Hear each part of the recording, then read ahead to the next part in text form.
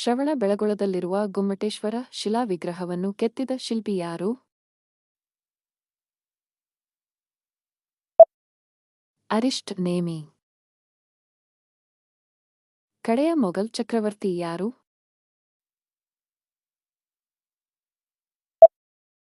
ಬಹದ್ದೂರ್ ಶಾ ಜಾಫರ್.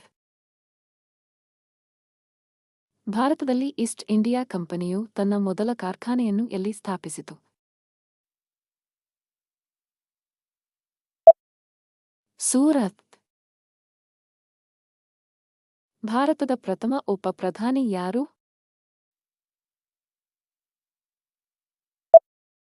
ಸರ್ದಾರ್ ವಲ್ಲಭಭಾಯಿ ಪಟೇಲ್. ಯಾವ ಭಾಷೆಯ ಸಾಹಿತ್ಯಕ್ಕೆ ಮೊದಲು ಜ್ಞಾನಪೀಠ ಪ್ರಶಸ್ತಿ ಲಭಿಸಿತು?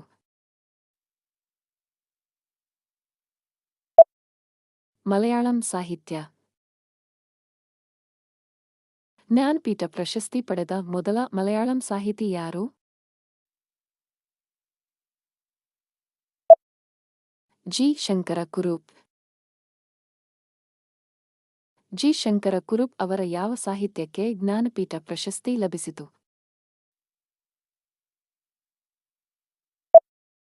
ಒಡಕ್ಕುಳಲ್. ಭೂ ವಿಸ್ತೀರ್ಣದಲ್ಲಿ ಎರಡನೇ ಸ್ಥಾನ ಗಳಿಸಿರುವ ದೇಶ ಯಾವುದು? ಕೆನಡಾ. ಶರಾವತಿ ನದಿಯು ಯಾವ ಸಮುದ್ರವನ್ನು ಸೇರುತ್ತದೆ?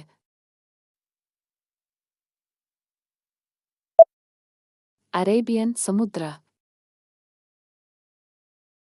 ಮ್ಯಾನ್ಮಾರ್ ದೇಶದ ರಾಜಧಾನಿ ಯಾವುದು? ನೇಪಿಡಾವ್.